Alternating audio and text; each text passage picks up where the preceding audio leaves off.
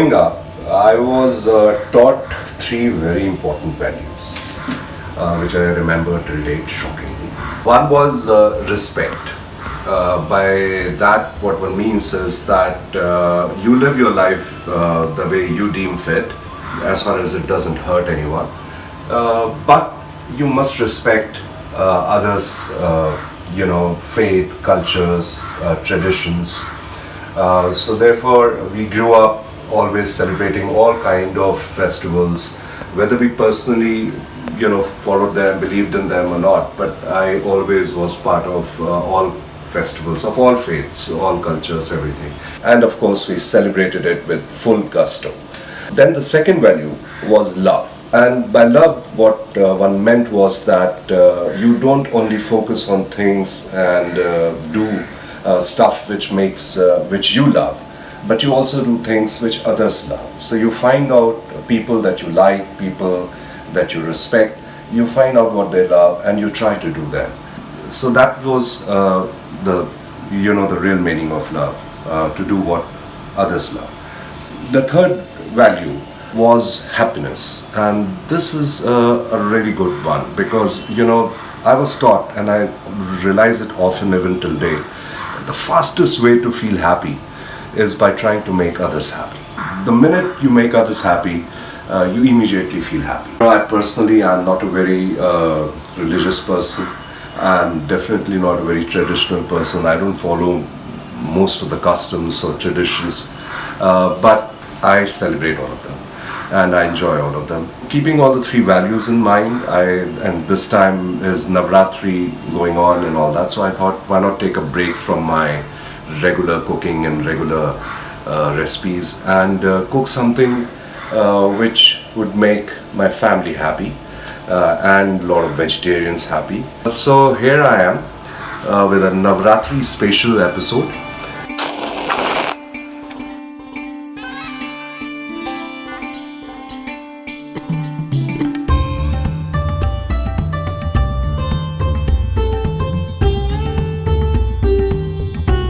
Today I'm going to cook for you recipes which I've grown up eating, food that I've grown up eating. One of the most interesting out of that is Mangodi ki sabzi, fresh Mangodi ki sabzi, which is basically quite popular in UP and North India.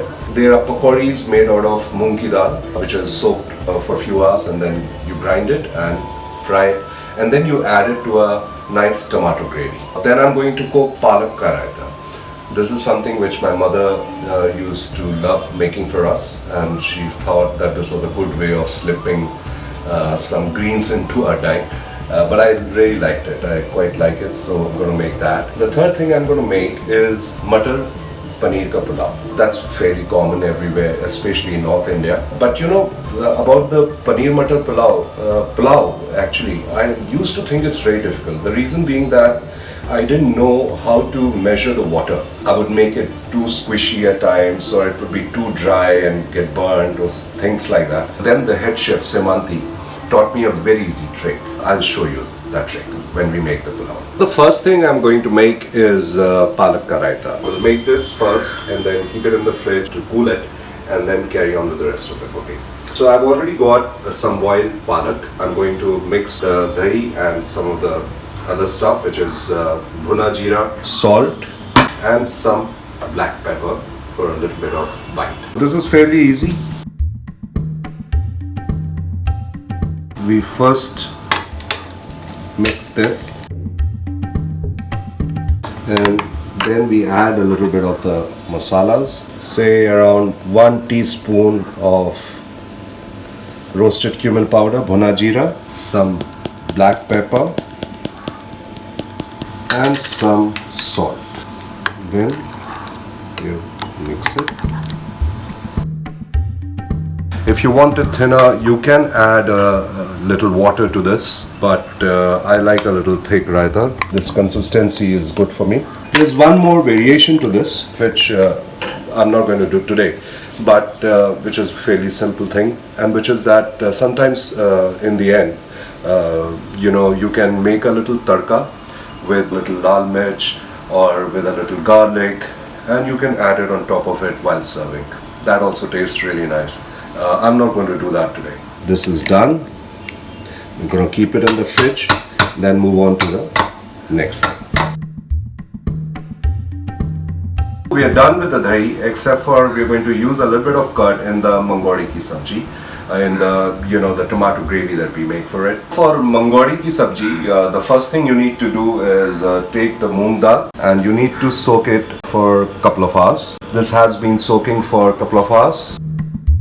Now we're going to make a paste out of it in the grinder. In the paste, while grinding it, you need to add a little bit of Hing. This is a very special Hing from Kanpur. You get the best Hing in Kanpur. So anytime you really want to buy Hing, you should actually source it out from Kanpur. This is one of the best brands actually, Prakash. And I think you get it online. I bought it from Amazon, so you can buy it too. Add a little pinch of Hing.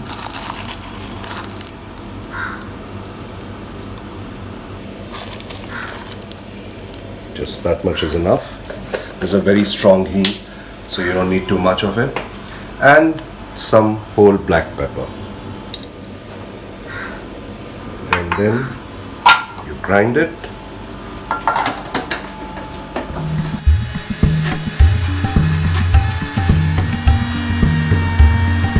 I've grounded it for a while, and as you can come and see, it's quite nicely done.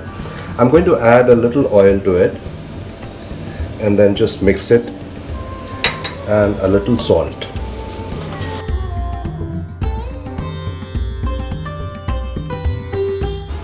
The oil will make sure that when you fry the pakodis, it's nice and crisp, and they'll be well done. This is done. I'm going to decant it into this. So one thing, remember that do not put too much salt into this because this is ultimately going to go into the tomato gravy, which will also have salt.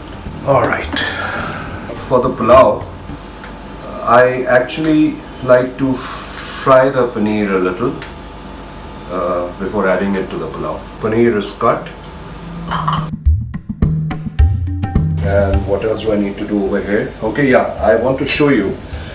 So for the tomato gravy, I do have some fresh tomatoes, but actually I'm just going to use a tomato puree for this, just faster. Otherwise, if you don't have tomato puree, essentially just boil this with a little bit of ginger and then puree it and then fry it. I'm going to use this puree. It's a good one. I've been using it for a lot of tomato sauces and various other things. So I'm going to use this. I need to grate the Mooli Kalacha. Let me do that also over here. Mooli Kalacha is really simple. Basically just grate the radish. Add some finely chopped green chilies, some salt, squeeze some lemon into it. Then just mix it. Mix it well, like this, so the salt and the lemon, it all gets mixed, and then you can just keep it in the fridge. So when you keep it in the fridge, just make sure that it's covered with either a cling film or some cover, because otherwise your entire fridge is going to smell of radish. This trick I was telling you about the pulao that Simanti taught me, basically whatever is the measure you're using for your rice, we use this. So basically whatever measure you're using and whatever measure of rice you're using. So for example, if you're using 2 of these, so the water will be double of that, but you have to measure the water in exactly this. So for two this full of rice, you need 4 this full of water. So whatever measure you're using, same formula, and you do that, you'll never go wrong. One more thing, when you're making the pulao, don't soak the rice, because when you soak the rice, then the measurement of the water, the equation that I've told you, will go wrong. So better to just keep your rice dry. So I'm just taking out the amount that I need, and the remaining I'll freeze it. Alright, so that finishes all my prep on this side, and let's start cooking now. The first thing I'm going to do is fry the Mangodi and keep it aside. Yeah. So basically you heat the oil on high flame, but while frying you do it on slow fire. That way your Mangodis won't burn and then come out nice and crispy. Just make sure you mix the paste once before you start putting it there. You can either do it with a hand, make the small balls and keep dropping them there, or you can do it with a spoon, which is what I'm going to do. Don't make them too big. It's up to you actually, what is the size you want. Just lower the heat a bit.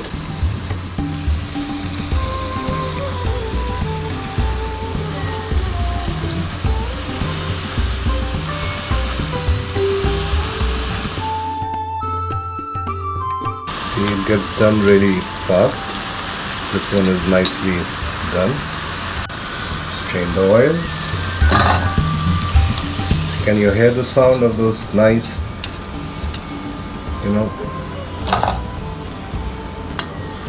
crisp? Adding that oil in the paste while grinding, mixing it in the paste is a good trick, and fries your stuff really crisp.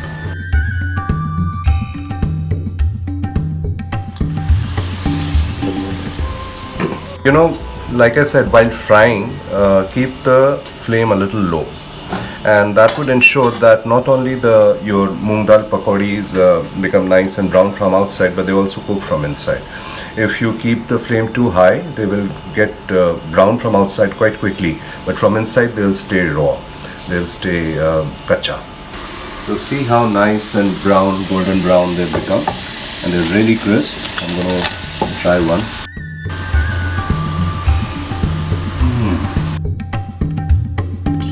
Really good.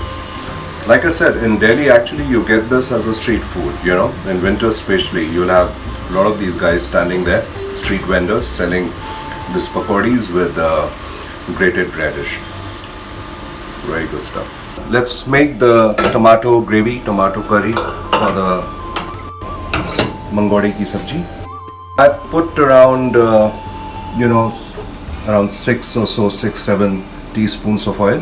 It all depends on, of course, how much quantity you're cooking. With just two of us, so we're not going to make too much of a gravy. The first step is when the oil gets heated, essentially put one bay leaf. Oil is hot now. Low fire, and put in the tomato.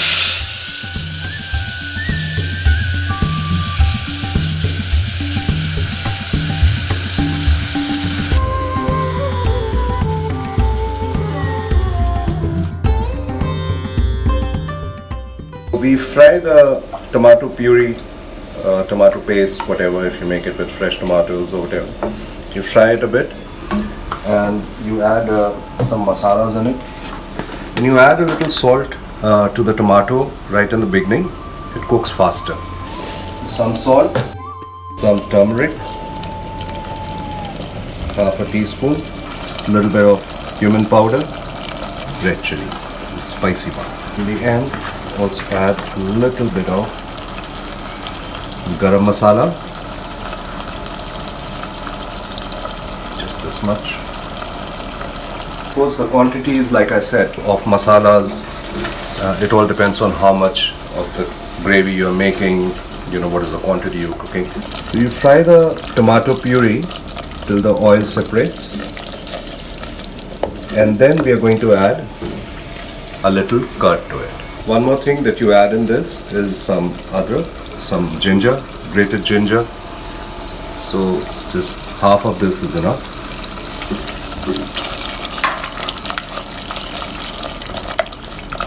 So I'm just shifting this to the smaller gas, and I'm going to start prepping the pulao. I've put in around 5 to 6 teaspoons of oil. So once the oil is hot, I'm going to first, like I said, fry the paneer a little and keep it aside.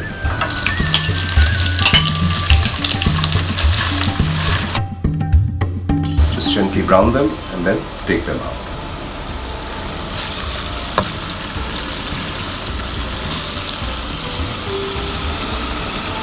This is frying nicely. Another 3-4 minutes, 5 minutes, and then we can add the curd.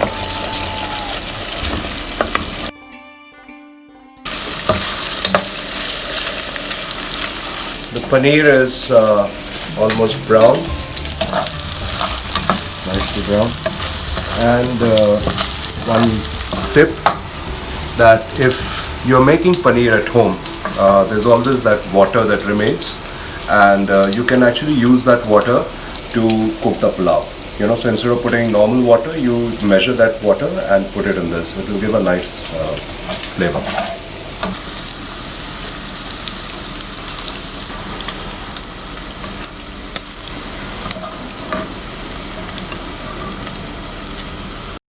And now we proceed with the pulao.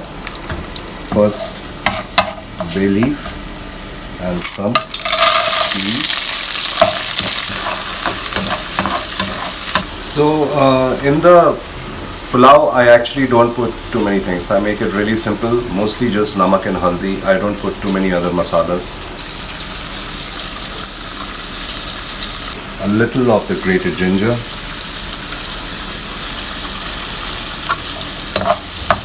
Turmeric. Turmeric is more for the color. I like pulao to be a little yellow, nice colorful with the green peas and yellow rice.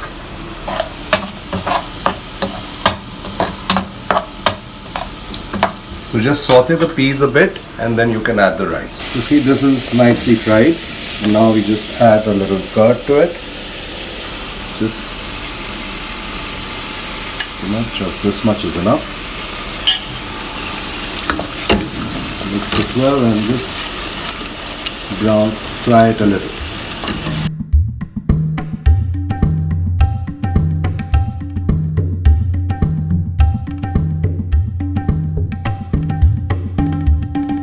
The peas are sauteed a bit and then we add the rice. Stir them a bit.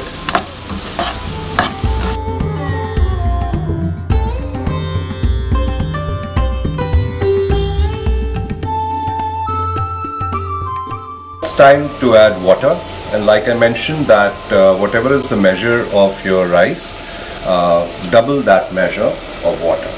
Exactly double. Use the same vessel. Okay, so I had cooked with 1.5 measure of this, and that means I'm going to put 3 measure of this of water into it. 1, 2, and 3. That's it. When the water comes to a boil, that's when we'll add the paneer and then cover it and let it cook. I think the masala is done. Now add some water and give it a boil.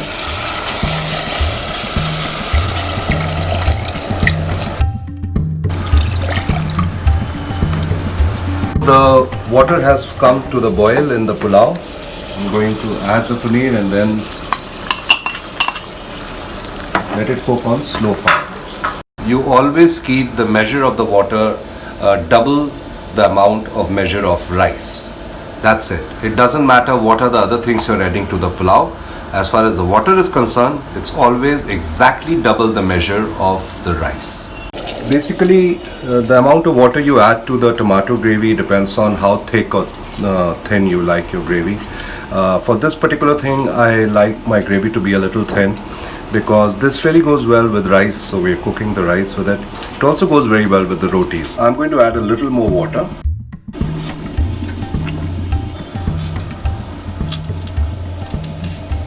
This is for garnishing, some fresh coriander and green chilies. I think the water is mixed well with the thing, and now it's time to put the pakoris. I'm going to keep few pakoris to eat just like that with grated radish, which I prepared also, and the rest of them can go into this.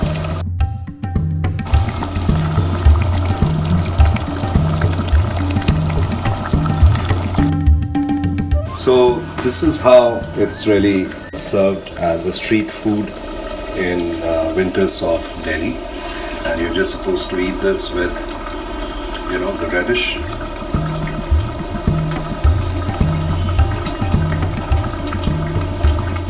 Mangodi ki sabji is done. Going to switch off the gas now. Let it sit there for a bit. Let the Mangodi soak in the flavors of the tomato gravy, curd, everything for 5-10 minutes, and then we start serving. Looks like the rice is also done. You see how perfectly the water is dried up and the rice is all, you know. The food is cooked. Let's do the plating now. It's my favorite. I'll do some garnishing for this. A little bit of fresh coriander, some green chilies.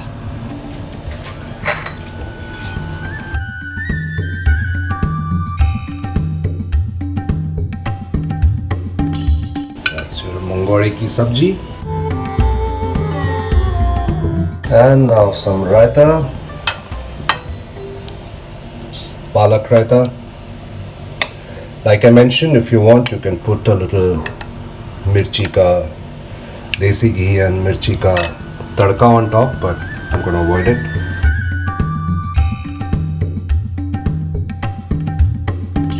Some rice, pulao. See how the water measure has worked out. Well, you know, it's nice.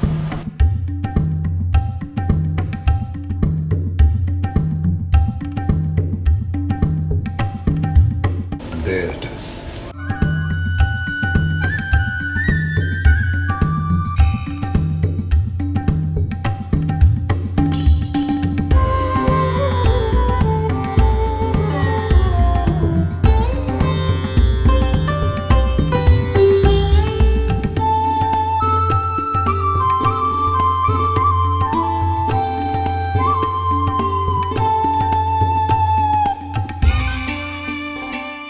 So let me just try what this is about. Very good.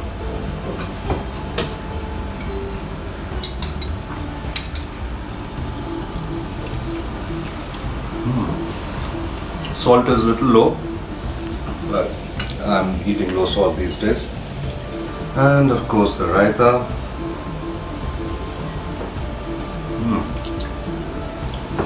You guys will really be surprised by the Palak Raita, you know, it's really good. That's it, the Navratri special. Wishing all of you happy Navratri, happy Durga Puja. I hope all of you, all of us are blessed with a safe, happy, healthy life, and you know, this COVID and all this nonsense goes away as soon as possible. Stay safe, stay happy, prosper, be safe, and that's it from me this week. I hope all my sins are washed away. I've been such a good boy, cooked so much veg. Veggies are really happy. But don't expect this from me every week, folks. I'll be back in my element in the next episode. See you then. Bye.